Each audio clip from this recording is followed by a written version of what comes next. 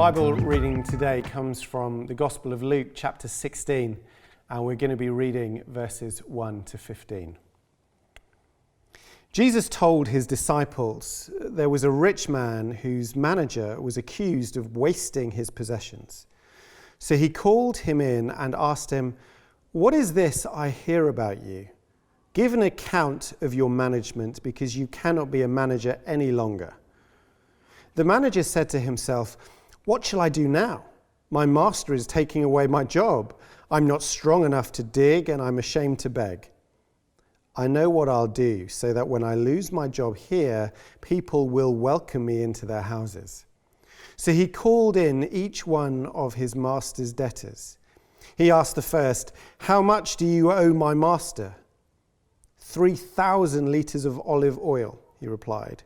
The manager told him, "Take your bill, sit down quickly, and make it 1,500. Then he asked the second, "How much do you owe?" 30 tons of wheat, he replied. He told him, "Take your bill and make it 24. The master commended the dishonest manager because he had acted shrewdly. For the people of this world are more shrewd in dealing with their own kind than are the people of the light. I tell you, use worldly wealth to gain friends for yourselves, so that when it is gone, you will be welcomed into eternal dwellings. Whoever can be trusted with very little can also be trusted with much, and whoever is dishonest with very little will also be dishonest with much. So if you have not been trustworthy in handling worldly wealth, who will trust you with true riches? And if you have not been trustworthy with someone else's property, who will give you property of your own? No one can serve two masters. Either you will hate the one and love the other, or you will be devoted to the one and despise the other. You cannot serve both God and money." The Pharisees, who loved money, heard all this and were sneering at Jesus. He said to them, "You are the ones who justify yourselves in the eyes of others, but God knows your hearts. What people value highly is detestable in God's sight." Over to Ralph.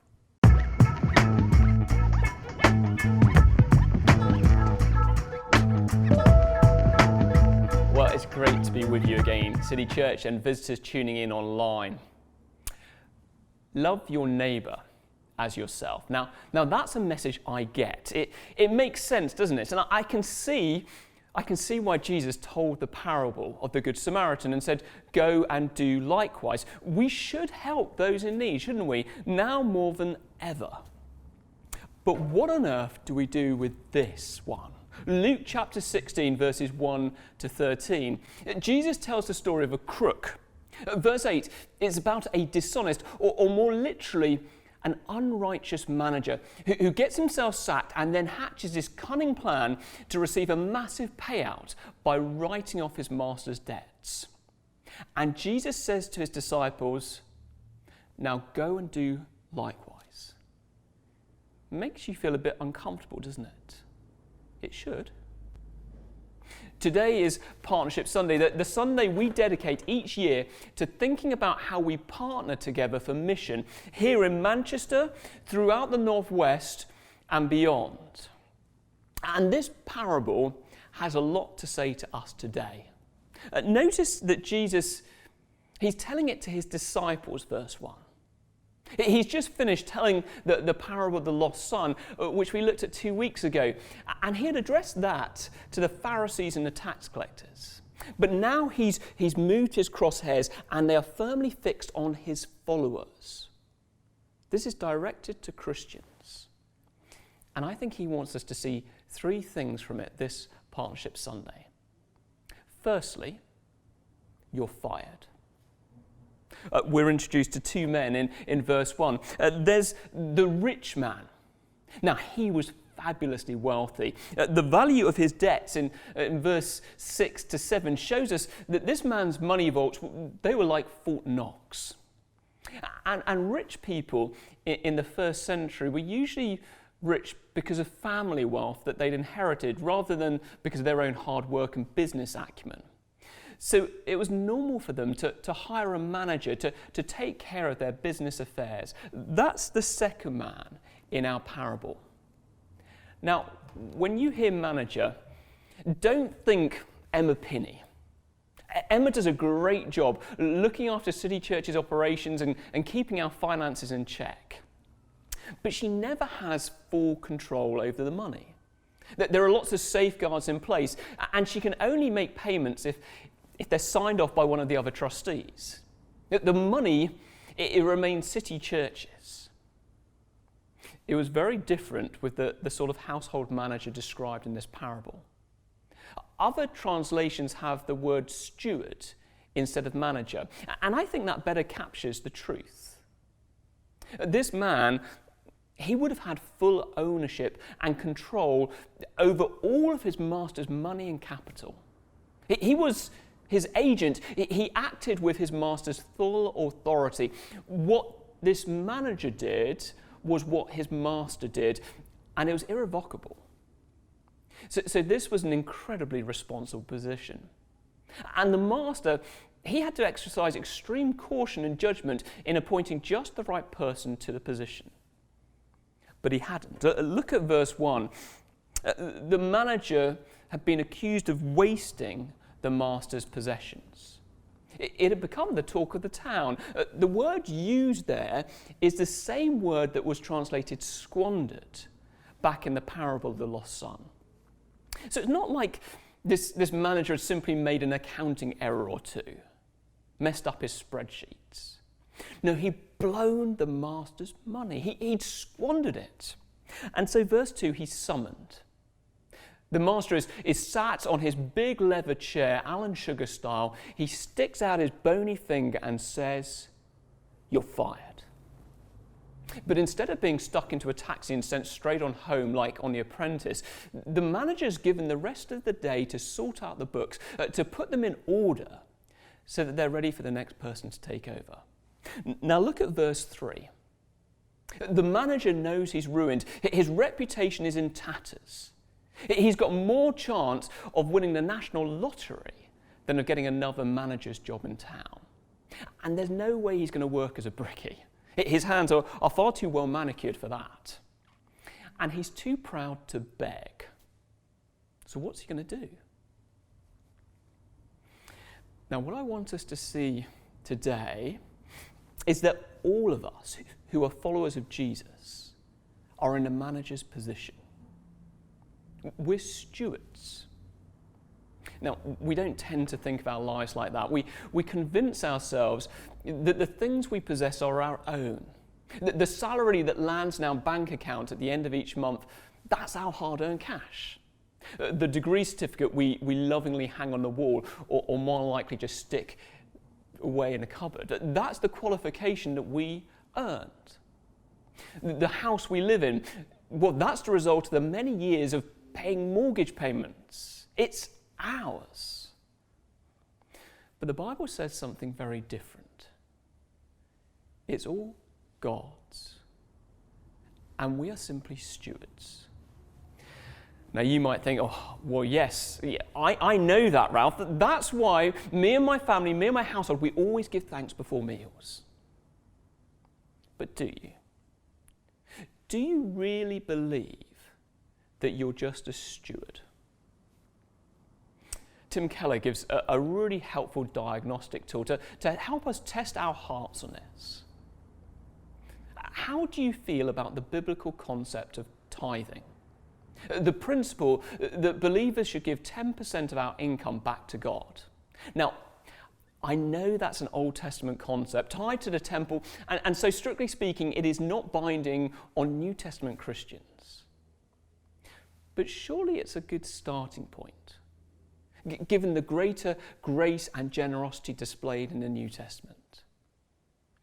How do you feel about giving 10% back to God? Just imagine for a moment, imagine a wealthy businessman gives you £100,000 and he says, invest it any way you like, and you can keep both the £100,000 and all the money you make on it. All I ask is that you give 10% back to me. You'd bite his hand off, wouldn't you? That's one of the best deals ever offered to an investor in the world. But when it comes to tithing, we think 10% is asking a bit too much. Why? Well, because we think what we own is ours, not God's. But it is His. We are mere stewards, agents, managers. And here's the thing. One day we'll all be fired. I'm not talking about getting made redundant or being indefinitely furloughed during coronavirus. One day you and I will be fired from our stewardship of God's possessions through our own deaths. How will you make yourself ready for that day? Which brings us on to our second point. Learn from a crook.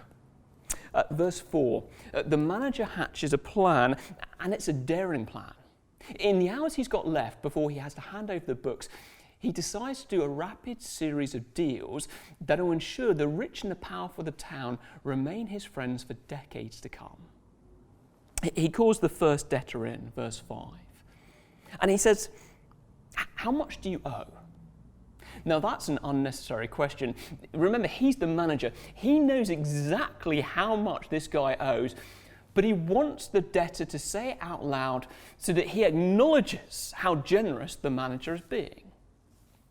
3,000 litres of oil, the debtor replies. Now the cost of that at today's prices would have been a cool £100,000. This was no small debt, it was huge. So the manager ushers him over. He says, sit down here. Get out the Tipex and write 1,500 litres. And the man jumps at the offer. £50,000 of debt wiped off in an instant. Now notice that the manager gets the debtor to make the change himself. The manager's smart. This makes it look more genuine, and it ensures that the two of them become partners in the deal. Next, he calls in the second debtor. This one owes 30 tons of wheat. That was an even bigger debt, over £200,000 at today's prices. And the manager gives a 20% discount. £40,000 wiped off the debt. And he keeps going. Verse 5, he works all the way down the list, speaking to each of the master's debtors in turn. At this point, you could cut the atmosphere with a knife. If this parable were made into a movie, there would be tense music playing in the background. The manager would be perched at the edge of his desk, perspiring, keeping one eye nervously on the door, just waiting for the fraud squad to burst on through. But then the most staggering thing happens. Verse 8, the master finds out, and he commends the dishonest manager. What? Now this is so perplexed Bible commentators and preachers that they come up with a whole list of elaborate explanations as to why the master commends the manager rather than giving him the good kicking he deserves. But perhaps the manager has simply removed his own commission from the debt, and so it had cost the master nothing. Or maybe he'd removed illegal interest which had been charged, thus enhancing his master's reputation in the process. Well, perhaps. I guess that is possible. But notice that the master in verse 8 commends the dishonest manager, not the honest manager. And this is a parable. It is supposed to shock us. The point is, the master commends a dishonest man for being clever, not a clever man for being dishonest. And Jesus applies the second half of verse 8 to Christians. He laments the fact that the people of this world, that's unbelievers, they are far more shrewd, they are far more clever than the people of the light, than Christians. Learn from a crook, Jesus says. Not from his dishonesty, but from his shrewdness. Elsewhere in Matthew chapter 10, verse 16, Jesus says, "Be as shrewd as snakes and as innocent as doves. Be as clever as a crook." Firstly, crooks are always on the lookout for opportunities. They're watching, they're waiting, they're ready to pounce at a moment's notice. People of the light, Christians by comparison, all too often we're entirely passive. We want opportunities to share the gospel just to fall straight onto our laps. And we justify that stance by saying we're just waiting for the Lord to open a door. We Christians, we tend to be late adopters. We're always a few steps behind everyone else in society in seeking to win a hearing for Christ. We're even passive in our workplaces. We just wait for promotions to come to us, rather than actively pursuing advancements in our careers, because we see that as a way to advance the gospel through our influence and through our giving. Learn from the cleverness of crooks, Jesus says. Secondly, crooks like the manager are willing to take phenomenal risks in order to win big. Verses 5 to 7, they are like a game of high-stakes poker. The manager, he could have cashed in, he could have accepted his losses and slouched away. But instead he risks everything. He puts his very life on the line because he wants a comfortable future. Friends, we have a far higher ambition than this dishonest manager, yet tragically we're hardly ever willing to take a risk. We duck out of those awkward conversations about Jesus with our colleagues. We choose to work in safe jobs where biblical morality is unlikely to ever be challenged. You know, some people even go into Christian ministry simply for this reason. We need to learn from the crooks. Be risk-taking entrepreneurs for the gospel. Thirdly, crooks like the manager prioritize long-term gain over short-term gains. In the short term, they are willing to invest phenomenal time, energy, and money in the hope of gaining a big reward in the mid to long term. We are often really short-sighted. Live in nice neighborhoods, drive nice cars, send our kids to good schools. And God has made us stewards of tremendous resources. Our money, our time, our gifts, our experience, our jobs, our education, our families. Yet if you're anything like me, the tragedy is that you're often much more like the manager before he gets found out, squandering God's resources on the short term, rather than like him once he's been found out, taking risks and investing God's resources for long-term gain. Which brings us on to our third point. Maximize your payout. Jesus concludes the parable with a number of sayings in verses 10 to 13. Now, these sayings make clear that what we do in this life as stewards of God's resources dictates what will be given in the life to come. Verse 10, if we've been faithful with a little, we'll be entrusted with much. Verses 11 to 12, if we've been trustworthy with wealth from God in this life, then we'll be entrusted with true riches in eternity. In other words, invest your resources now with a view to maximizing your payout in eternity. There's an illustration. It's about a city banker who's sent out on secondment to New York. His bank puts him up in an apartment and they give him a bumper salary, and he's told that he's allowed to wire money back to London each day, which will be his on his return.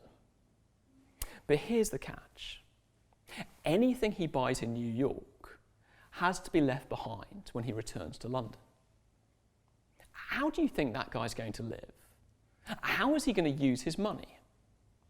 Well, I suspect that he will wire every last pound he can back to the UK.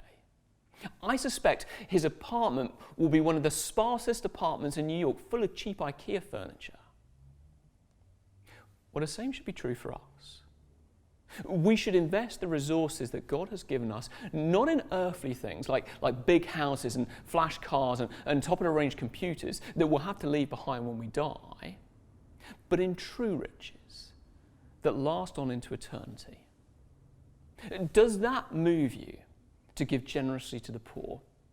Does it make your heart long to give to support City Church and its partners as we invite everyone to enjoy Christ to the glory of God? No? Well, me neither. Because at the end of the day, the most important thing for me is not wealth and possessions, whether in this life or the next. I'm not really that interested in a delayed health, wealth, and prosperity gospel. And I don't think you are either. Do you know how I know that wealth and possessions are not the number one thing for you? Well, because a lot of you are married, or you want to get married. Getting married makes absolutely no sense if all you want to do is maximise your wealth. You end up shelling out £10,000 feeding and entertaining a bunch of people you hardly know, and then you have to spend the rest of your life sharing all the wonderful possessions you've gathered with someone else who probably doesn't appreciate them as much as you do. Anna still doesn't understand why I insist on keeping my massive collection of, now that's what I call music CDs. And you know, it makes no sense to have children either. Deciding to have children, well, that's a lot like crashing a Ferrari on Great Ancoats Street. It happens in seconds, and it costs you more than £100,000. The truth is, we care more about people than about pounds. We long for love, real love, more than we long for limousines. We hunger for relationship more than we hunger for riches. Isn't that why we get married? Isn't that why we have children? And it is that which will move your heart to give generously to mission here at City Church and beyond. Take a look with me at verse 9 again. Jesus says, invest your wealth in this life to gain friends who will welcome you into eternity. We all know how much relationships can hurt in this life, don't we? We felt the pain of unrequited love. Many of us have felt the hurt of family breakdown, the agony of seeing children go off the rails and turn their back on you, the grief of watching loved ones die. I know that's touched a number of us recently. Love hurts. But verse 9 tells us to invest the resources God has given us into gospel work, to win people for Jesus, because if you do, you will gain friends who will last forever. Friends who will welcome us into heaven if they get there first, and they will always love us back. Friends who will never leave us. Friends who will flourish, and they will always seek our flourishing. Friends who will enjoy eternity with us. Friends we will never have to mourn the loss of. Now that's a way to maximize your payout in this life. And you know, it's exactly what God himself has done. You do realize who the ultimate shrewd manager is, don't you? It's a man who walked the earth 2,000 years ago. He came as God's steward, and he wrote down our debts. But he didn't do it unrighteously, swindling God. No, in perfect righteousness, he paid our debt in our place. He took the punishment we deserve for our rebellion against God. He did it on the cross. At the very moment when Satan thought that he'd triumphed, nailing God's Son to a wooden gibbet, Jesus, the shrewd manager, won. And you know what he achieved? He made for himself friends that last forever. Friends he'd welcome into eternal dwellings. Friends who will one day welcome you too, if you put your trust in Jesus. Now, isn't that a payout? That's something to invest your time, your money, your gifts, your all into. And isn't that an unexpected life hack from Jesus? Let me pray for us. Lord Jesus, thank you so much that you are the shrewd manager. You are the one who owns the universe and yet came into our world to write off our debt, to pay it in full. And you did it so that you might win us as friends forever. Oh Lord Jesus, would we see what that means for us? Would it move our hearts with a desire for the lost, with a desire to expend our all, to use all of the resources we've been graciously given, that by any means we might see some saved and that they might welcome us into those eternal dwellings. Amen.